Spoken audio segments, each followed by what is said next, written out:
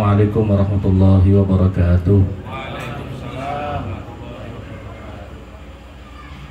Selamat sore untuk kita semua. Salam sejahtera. Bismillahirrahmanirrahim. Alhamdulillahirabbil alamin. Hamdan syakirin. Hamdan liman rafa'ana wa 'azzana bi syarafil iman wal islam. Wa asyhadu an la ilaha illallah wahdahu la syarika lahu wa asyhadu anna sayyidina Muhammadan abduhu rasuluh. Allahumma shalli wa sallim Allahumma salli wa sallim baraka ala sayyidina Muhammad al-Fatih lima al khatim wa wasaqan nasirul haqq wal haqq hadi ila siratikal mustaqim wa ala alihi wa sahbihi haqqa qadrihi wa miqdaril azim. Amma ba'du. Yang sangat saya hormati Kepala Dinas Pendidikan Kabupaten Jayapura, Pak Ted Yunes Mukai Esos MSI, yang sangat saya hormati, Ketua PJNU Kabupaten Jayapura serta seluruh jajarannya, Ketua Lazisnu Kabupaten Jayapura, Ketua Ma'arif, Ketua Ansor, dan anak-anak santri yatim di lingkungan Sentani yang sangat saya hormati. Pertama-tama, marilah kita panjatkan puja dan puji syukur kehadirat Allah atas segala limpahan nikmat dan karunia yang telah dianugerahkan kepada kita, sehingga kita dianugerahkan kesehatan, bisa berada di tempat ini dalam rangka memperingati dan juga menyambut gembira di dalam 10 bulan Muharram ini. Kedua kalinya salawat serta salam semoga senantiasa tercurahkan kepada junjungan kita Nabi Muhammad SAW yang telah mengantarkan kita semua dari suatu alam jahiliyah menuju alam Islamiyah. Hadirin wal hadirat yang dimuliakan oleh Allah Subhanahu wa taala. Rasulullah SAW, Nabi kita Nabi Muhammad, pernah suatu ketika itu datang ke Madinah, dan kemudian beliau itu melihat orang-orang Yahudi itu berpuasa pas di 10 bulan Muharram. Kemudian mereka ditanya, kenapa kalian berpuasa? Karena hari ini adalah hari istimewa. 10 Muharram itu adalah hari istimewa luar biasa, sebab Allah menyelamatkan Musa dan Bani Israel itu diselamatkan daripada Fir'aun beserta seluruh pasukannya, sehingga kemudian bisa melewati lautan itu, dibelah lautan itu, dan kemudian bisa selamat. Fir'aun beserta seluruh pengikutnya ditenggelamkan, dihancurkan oleh Allah SWT. Maka oleh karena itu, ini kami berpuasa adalah karena kami bersyukur kepada Tuhan, kepada Allah SWT, karena hari kemenangan orang yang dicintai oleh Allah, Rasulnya Allah, Nabinya Allah, Nabi Musa, dan juga seluruh pengikut-pengikutnya. Maka karena itu kata Rasulullah SAW, kami umat Muhammad aula, lebih utama, yang seharusnya lebih utama untuk bisa menghormati, menghargai atas kemenangan Nabi Musa itu dan dihancurkannya Fir'aun. Maka kemudian Rasulullah memerintahkan untuk berpuasa di 10 bulan Muharram itu. Maka oleh karena itu, hadirin yang dimuliakan oleh Allah, berpuasa di dalam 10 bulan Muharram itu istimewa. Tetapi kita biar tidak pas persis dengan orang-orang yang ada Yahudi itu hanya puasa 1 hari saja. Kalau kita umat Islam, yang dianjurkan adalah Tasu'a dan Asyura, tanggal 9 dan tanggal 10, tanggal 9 dan tanggal 10. Maka oleh karena itu, puasa ini puasa sunnah tapi istimewa luar biasa. Barang siapa yang memberi berbuka, walaupun kemampuan kita hanya 1 suap nasi saja, atau 1 buah saja, atau 1 tegukan air saja kepada orang yang berpuasa di 10 bulan Muharram ini, maka pahalanya seperti dirinya telah mengenyangkan seluruh umatnya Nabi Muhammad. Umatnya Nabi Muhammad mulai zaman Nabi sampai hari kiamat. Itu berapa miliar nanti?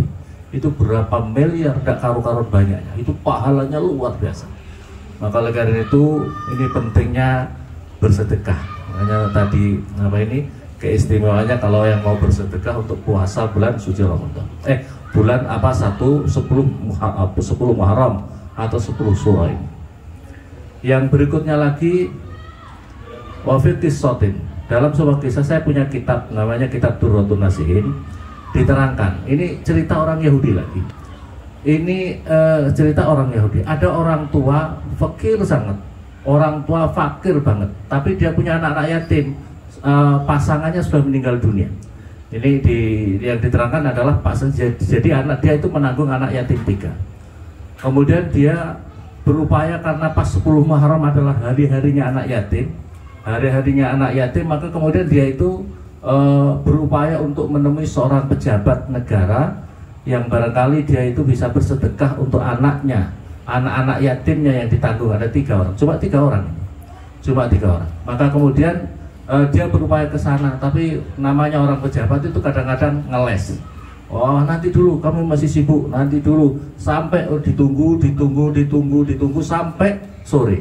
Sampai sore ternyata masih ngeles juga, tidak mau menemui dan tidak mau membantu sama orang-orang yang minta atas nama anak yatim 3 orang itu. Kemudian dia itu pulang, tapi pulang nggak berani pulang ke rumahnya, karena kalau dia pulang ke rumahnya, dia itu yang ditakuti bawa apa bapaknya, bawa apa dia itu, karena yang sangat ditunggu anak-anaknya adalah makanan, karena dia sudah tidak ada makanan untuk dimakan bagi anak-anak yatim itu. Maka kemudian dia itu di dalam keterangan kitab itu, dia itu duduk bersandar di temboknya orang Yahudi di pinggir jalan. Jadi punya rumah di temboknya orang Yahudi, dia duduk di situ. Dia karena susah mau pulang itu takut kira-kira apa yang dibawa pulang tuh. Maka kemudian orang Yahudi itu kemudian lewat sama orang ini. Bapak, kenapa kamu susah? Kenapa kau duduk di sini? Saya tadi itu saya punya anak yatim, punya tanggungan anak yatim 3 orang. Saya ini mau menemui pejabat, barangkali ini adalah hari istimewa. Hari 10 Syura, 10 Muharram itu istimewa luar biasa pahalanya. Yang puasa, yang mau bersedekah, yang menyantuni anak yatim, itu luar biasa, keberkahannya itu luar biasa. Oh, apa ceritanya? Gini ceritakan secara singkat. Diantaranya adalah diselamatkan Musa dan Musa dan seluruh pengikutnya Bani Israel, ditenggelamkan Fir'aun dan sebagainya. Maka kemudian, oh begitu ya Kak Isman, kamu ikut saya, katanya orang Yahudi. Maka orang Yahudi itu mempersiapkan beberapa kerat daging yang ia punya, kemudian tepung, kemudian roti yang kira-kira kalau makannya yang sekiranya bisa dimakan. Bahkan dia punya ungkapan, jika memang tidak ada makan lagi, kalau memang tidak ada, datang saja ke saya, nanti akan kami bantu. Maka itu adalah sesuatu hal yang dianggap biasa-biasa saja bagi orang Yahudi. Malam harinya si pejabat tadi dia mimpi seolah-olah sudah berada di alam akhirat, dan dia itu kebingungan di tengah kegelapan malam yang luar biasa. Dia bingung kemana-mana, tidak tahu, tapi dia melihat ada suatu pandangan dari jauh, ada cahaya yang terang. Terus kemudian dia datang, ternyata itu adalah istana yang sangat mewah luar biasa.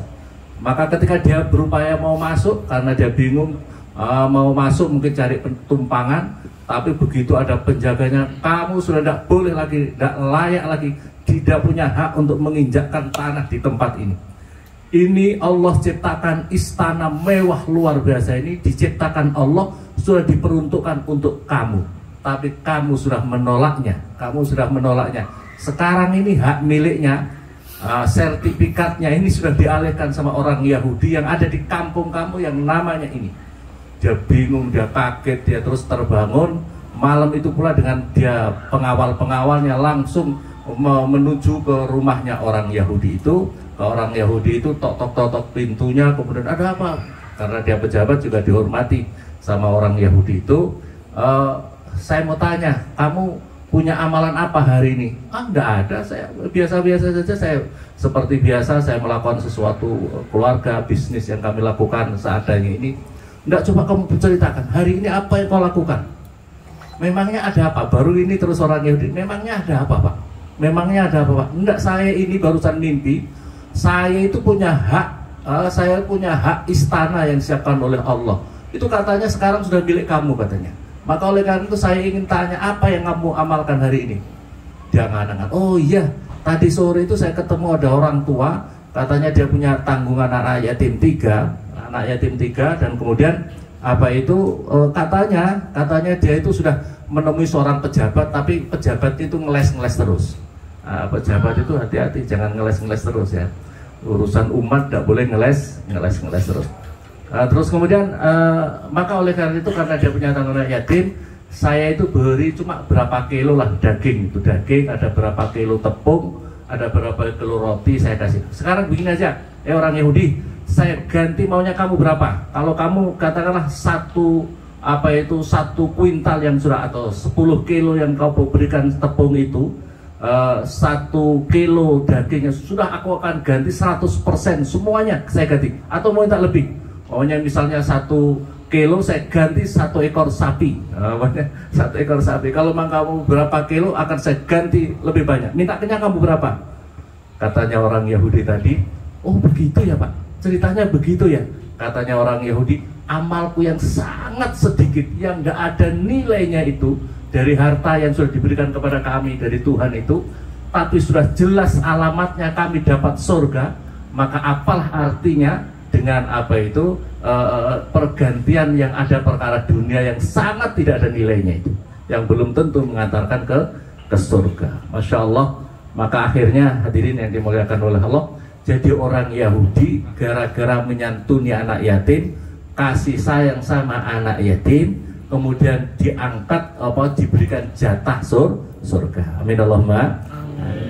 Maka oleh karena dalam keterangan kitab diterangkan, barang siapa waman masaharok ya rok sayatimin, barang siapa menyentuh rambutnya anak yatim karena sayang bersedekah kepadanya, menyenangkan kepada anak yatim itu, maka setiap helai rambutnya akan diangkat 1 derajat ya, 1 derajatnya itu diangkat oleh Allah dari 1 derajat di sisi Allah setiap helai rambutnya.